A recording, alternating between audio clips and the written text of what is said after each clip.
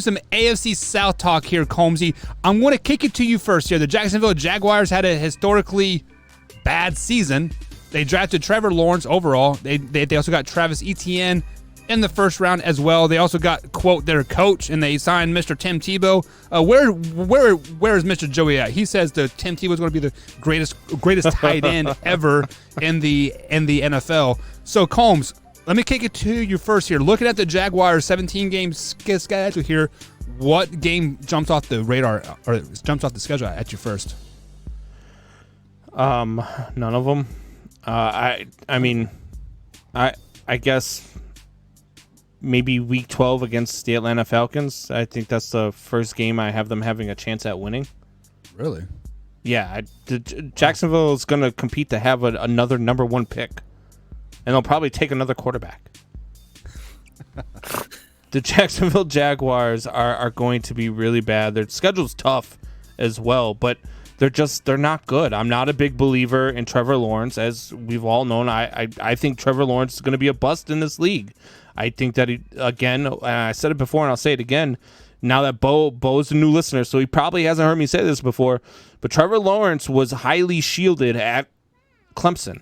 He never faced a top 10 team in the regular season. The only time he faced top 10 teams is when he went to the playoffs. And other than against the Notre Dame Fighting Irish, he has a losing record in those playoff games. So I look, Trevor Lawrence is going to be a bust in this league, not only because he's got drafted by the Jacksonville Jaguars and they're going to be terrible anyway, but because he's just not as good as everybody thought he was going to be. He's going to be a bust in this league. It was a horrible pick. And this team, I don't have them winning very many games this year.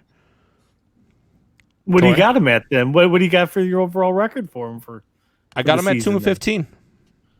Really? Yeah. I mean, I'm not going to lie. I'm not much better at that point. But the Jacksonville Jaguars Super Bowl will be week 1. And they'll probably lose that game. Yeah. But the toughest game, honestly, like for me, if the Broncos stay as is with Drew Lock at quarterback, week 2 is probably the best chance for them to have the best optimism all season. Except Aaron Rodgers will be the quarterback there. Except he won't. So for me, week 2, because they can celebrate. Week 2 will be the Super Bowl. They will be 1-1. They'll be like, we are 500. We are back, baby. And then it is all downhill from there on out through the rest of the season for the Jacksonville Jaguars. And again, in order to learn to win, you got to learn how to lose. Well, they learned how to lose a lot last season. Unfortunately, hey, what's up, River? Yeah, he says what's up. It's trying to push buttons. I'm trying Star of the show. Hey, so Tori, you had them going 2-15 as 15 as well? No, I have them at a massive 3-14 on the season. So you guys are not much better. Hey, ask River if the Lions are good. I bet he gives you a smart answer. Are the Lions good, bud? He said no. See, he just laughed. See, that's what everybody should do when they talk about the Lions.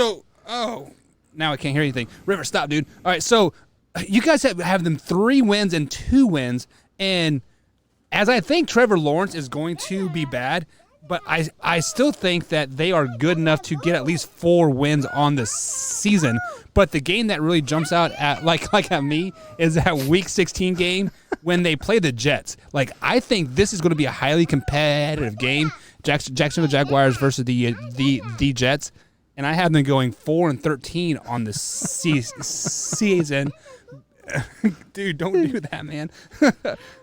So I have them beating the Jets, the Titans, and the Bengals. That's and amazing. The Cardinals.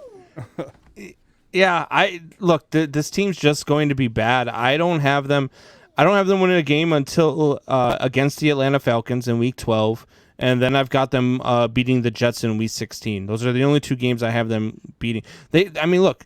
They've got the division schedule, which is tough in its own, against Houston, Tennessee, and Indianapolis, even though I don't think Houston's going to be very good this year either. And I think I have Tennessee having a down year as well, but I have them losing to Denver. Then they got to play Arizona. Cincinnati's better than Jacksonville is right now. Tennessee is better than Jacksonville. Then they play Miami, Seattle, Buffalo. I mean, they've got a tough schedule. And then after they play Indy, they got to play the Niners again. then after I haven't beaten the Falcons, but then they got to play the Rams and then the Titans again and then Houston and then they beat the Jets and then they got to go to New England and Indianapolis again. So this is not going to be a good season for the Jaguars. It is not. I will agree 110%. Their schedule is absolutely brutal. And there again, you have a young team.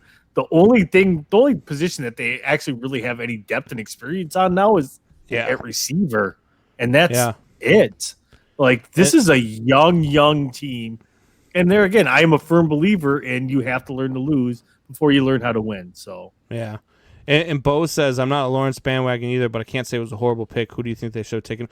Well, Trevor Lawrence was the pick at number 1. I mean, whoever got him, It was either going to be the Jets or the Jaguars, going to take Trevor Lawrence because he was a consensus number 1 pick. But there's been a lot of consensus number 1 picks that are just, they didn't pan out. And, I mean, so, look, I don't want to beat a dead horse because I've talked at length about the Trevor Lawrence pick and how there's been other quarterbacks that were can't-miss prospects that have been busts. But I guess horrible pick is the wrong way to go. It was just a horrible choice to have for a number 1 pick. I think the best quarterback in the draft was actually Zach Wilson, and I've said that before. And then I had Justin Fields and Trey Lance after that. So I think the Jacksonville Jaguars probably should have traded out of that pick just because there were teams, the 49ers, the Patriots, that wanted Trevor, and I think and then other teams, he probably would have fit better into their system because a rookie head coach that is going to have heart issues in 18 months, a not very good offense, and then you have a aging tight end at 34 years old that is supposed to be the motivational speaker of the team. I mean, he is not in a very good situation over there, and I think that is why he will ultimately probably be a bust. It is not because of his ability to play.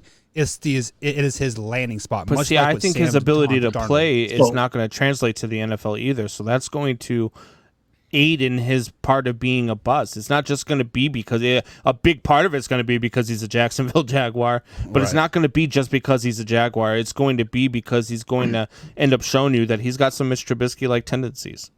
So let me pose this question, since you guys don't think he's going to be their guy. Does he end up more Alex Smith or more Sam Bradford? Sam Bradford. Ooh, I think Alex Smith. Like, I think Trevor Lawrence, once he leaves Jacksonville and goes to a team that doesn't need him, but like is like maybe like a missing piece, like a Denver Broncos for like example now, I think he would flourish and maybe not have like a Hall of Fame, Pro Bowl type of year, but definitely do a lot better. I mean, be top 15, top 10 quarterback in the like. No, I think he's destined that after his rookie contract to be a career backup like Sam Bradford. Okay, Tori, what are your thoughts on that? I think, if anything, if he does not pan out, I think he ends up more like Alex Smith. And I'm going to agree with you on that one, Buck, where, Sam Bradford had like one good season. I think that when he was with who? Was it with Minnesota? Alex Smith could have been a barring that nasty leg injury, Alex Smith could have been the savior in Washington. I just don't see that out of Trevor Lawrence. When you see him play top defenses in college, even top defenses in college ate him alive. What happened when he played Ohio State? Ohio State ate him up, and now you're gonna play NFL defenses. And I don't know, man. I'm telling you, I just think that he was a big product of the schedule that they played at Clemson. But in that same token, Peyton Manning never won a national title. Peyton Manning never beat the Florida Gators, anything like that. Like, those are all college knocks that you're like, well, he didn't perform in those big games. So yeah, and Peyton Manning came out and threw a ton of interceptions his rookie year as well. Right, however, like 30 of them. Yeah. So, but you're making the same comparison that Trevor Lawrence is going to do this when Peyton Manning had a lot of the same tendencies as a college quarterback as well. The difference was that Peyton Manning showed that he could beat top defenses because he had to beat top teams to get to where he was. No, he couldn't beat Florida, and it was a different college game back then. I mean, I still think they were still voting on a national champion back then. So I I don't think that it's the same comparison. I don't even think it's a fair comparison, to be honest with you. But we have not seen this kid play in the NFL yet. Peyton Manning was pretty much the consensus number 1 overall pick that year. And if I'm wrong, I'll be the first one to admit it. But I truly believe this. I just think we're putting the cart way before the horse. The only thing I think we're always putting the cart before the horse. We're guessing records in May. We always put the cart before the horse. That's the whole point of the show. So I think, like I said, the only thing I think that we all agree on is that Jacksonville will probably ruin this kid's confidence and career. And I agree with Buck, and he will go somewhere else and probably have achieved some form of success. Yeah. It may not be everything, but I think he will be a successful, where he won't quite have the bust label, but he will not have the he was a great quarterback label either. Yeah, and just like